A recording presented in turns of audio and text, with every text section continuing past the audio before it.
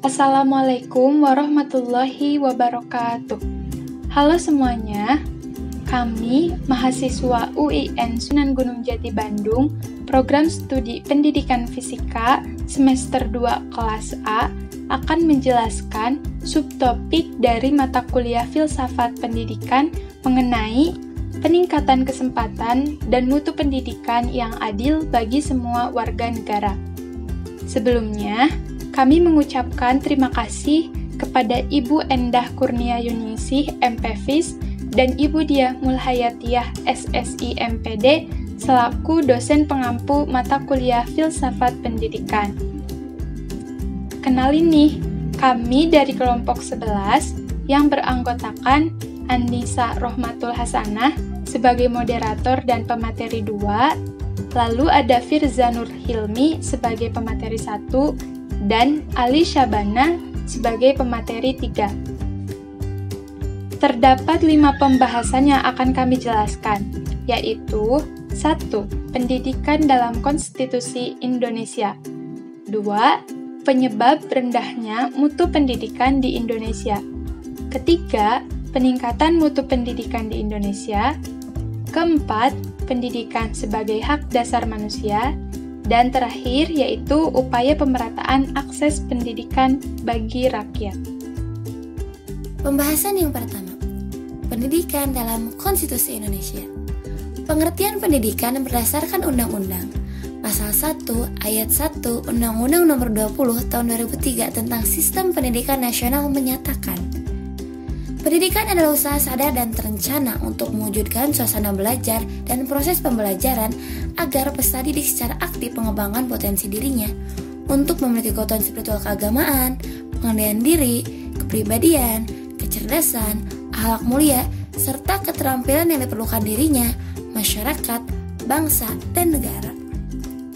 Pembahasan kedua, penyebab rendahnya mutu pendidikan di Indonesia. Mutu pendidikan di Indonesia sekarang ini sungguh mengkhawatirkan. Laporan UNESCO pada bulan November tahun 2007 menyebutkan peringkat Indonesia di bidang pendidikan turun dari 58 ke 62. Pernyataan tersebut bisa menjadi salah satu bukti rendahnya mutu pendidikan di Indonesia.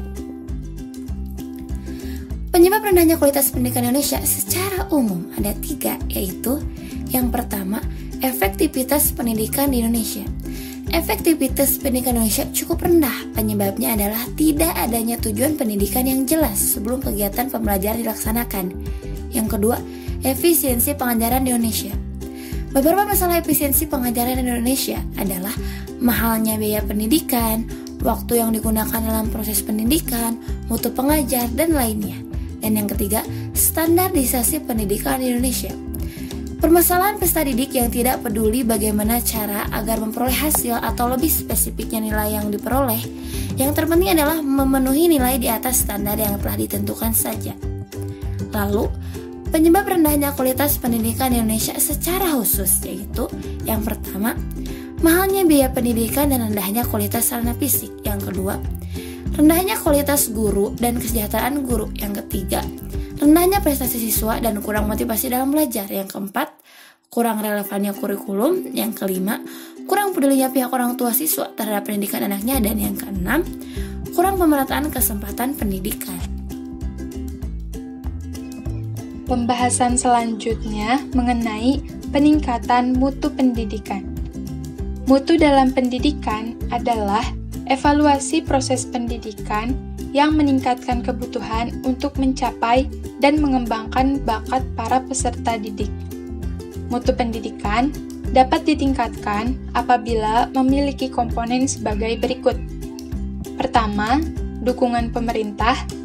Kedua, kepemimpinan kepala sekolah dan kinerja guru. Ketiga, dukungan orang tua dan masyarakat. Keempat, kurikulum yang relevan. Kelima, lulusan yang berkualitas. Keenam, budaya dan iklim organisasi yang efektif. Saya akan menjelaskan bagaimana setiap komponen tersebut memberikan kontribusi terhadap mutu pendidikan. Pertama, dukungan pemerintah. Pemerintah telah melakukan berbagai upaya dalam meningkatkan mutu pendidikan. Di antaranya, pertama, peningkatan anggaran pendidikan 20% dari APBN dan APBD. Kedua, bantuan operasional sekolah atau BOS. Ketiga, sertifikasi guru dan kesejahteraannya. Keempat, standarisasi dan akreditasi sekolah. Kelima, menjamin sarana dan prasarana yang memadai. Selanjutnya, kepemimpinan kepala sekolah. Kepala sekolah harus memiliki kontribusi dalam meningkatkan mutu pendidikan, yaitu dengan cara 1. Menginterpretasikan keadaan lingkungan sekolah. 2. Memilih tujuan sekolah. 3. Pengorganisasian kerja dan memotivasi pengikut untuk mencapai tujuan sekolah. Keempat, mempertahankan kerjasama dan tim kerja. Kelima, mengorganisasi dukungan dan kerjasama orang dari luar sekolah. Selanjutnya, kontribusi dari kinerja guru. Guru dikatakan sebagai ujung tombak dalam proses pendidikan, karena guru berinteraksi langsung dengan peserta didik, sehingga guru memiliki peranan paling penting dalam meningkatkan mutu pendidikan. Setidaknya, guru harus memiliki 4 komponen, yakni pertama, kompetensi pedagogik, yaitu kemampuan dalam pengelolaan pembelajaran. Yang kedua, kompetensi kepribadian. Tentunya, seorang guru harus memiliki pribadi yang baik dan mulia untuk menjadi tuntunan bagi peserta didik. Yang ketiga, kompetensi sosial. Guru harus mengajarkan peserta didik agar dapat berkomunikasi dan berinteraksi dengan baik. Yang keempat, kompetensi profesional. Selanjutnya, dukungan orang tua dan masyarakat. Orang tua dan masyarakat memiliki pengaruh yang penting juga dalam meningkatkan mutu pendidikan. Di antaranya, 1. Orang tua dan masyarakat harus mampu meningkatkan pemahaman tentang tujuan dan sasaran yang ingin dicapai sekolah. Kedua, meningkatkan pemahaman sekolah tentang keadaan dan aspirasi masyarakat terhadap sekolah. Ketiga, mengembangkan kesadaran masyarakat tentang pentingnya peranan pendidikan dalam era pembangunan. Dan yang terakhir, menjalin kerjasama untuk memenuhi kebutuhan anak didik dalam setiap kegiatan pendidikan di sekolah. Selanjutnya, indikator iklim dan budaya sekolah yang baik. Sekolah dikatakan memiliki iklim dan budaya yang baik apabila keadaan sekolah tersebut 1. Memiliki tujuan-tujuan sekolah yang mencerminkan keunggulan yang ingin dicapai. Kedua, tujuan pembelajaran akademik di sekolah dirumuskan dengan cara yang dapat diukur. Ketiga, fasilitas-fasilitas sekolah dirawat dengan baik, termasuk memperbaiki fasilitas yang telah rusak. Yang keempat, kondisi kelas yang menyenangkan. Dan yang terakhir, lingkungan sekolah yang memberi kesan asri, teduh, dan nyaman dalam mendukung proses pembelajaran.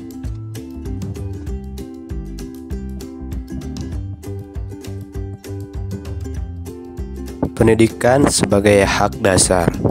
Hak atas pendidikan sebagai bagian dari hak asasi manusia di Indonesia tidak sekedar hak moral, melainkan juga hak konstitusional. Hal ini sesuai dengan Undang-Undang 1945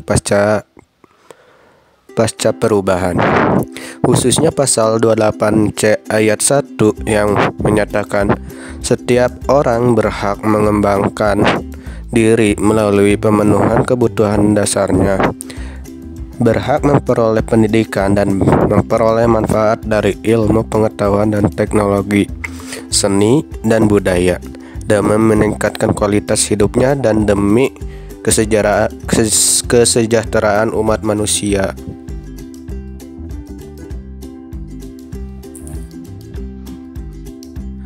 Upaya pemerataan akses pendidikan bagi rakyat.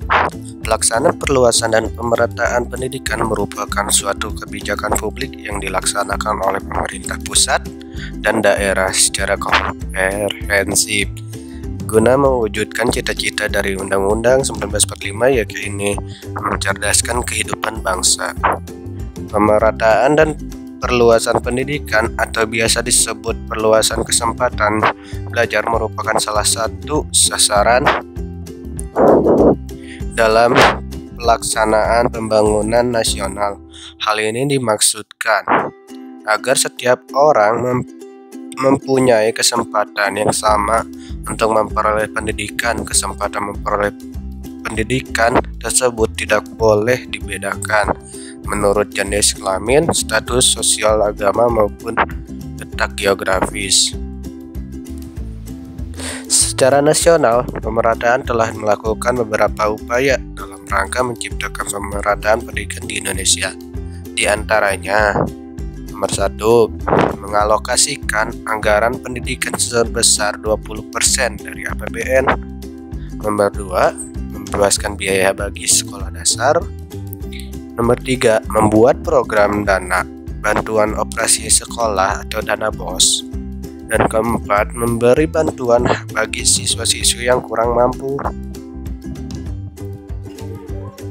Berdasarkan apa yang telah disampaikan, kita dapat mengambil kesimpulan bahwa peningkatan mutu pendidikan merupakan usaha yang harus diupayakan dengan terus-menerus agar pendidikan yang berkualitas dan relevan dapat tercapai.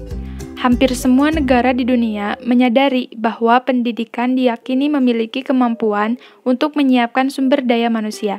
Sudah seharusnya bangsa ini melakukan perbaikan mutu pendidikan agar dapat bersaing dalam situasi global. Semangat belajar yang dimiliki oleh bangsa Indonesia menjadi kekuatan bagi bangsa untuk meningkatkan kualitas pendidikan di Indonesia, sehingga kewajiban negara adalah menjamin hak-hak warga negaranya dalam memperoleh pendidikan, mengingat tujuan negara dalam pembukaan Undang-Undang Dasar 1945 yakni mencerdaskan kehidupan bangsa. Sekian yang dapat kami sampaikan, semoga kita dapat memperoleh ilmu dan manfaat dari pembelajaran kali ini. Jangan lupa ya untuk meninggalkan komentar berisi identitas dan kesimpulan kalian dari video yang telah ditayangkan. Kami akhiri, terima kasih. Wassalamualaikum warahmatullahi wabarakatuh.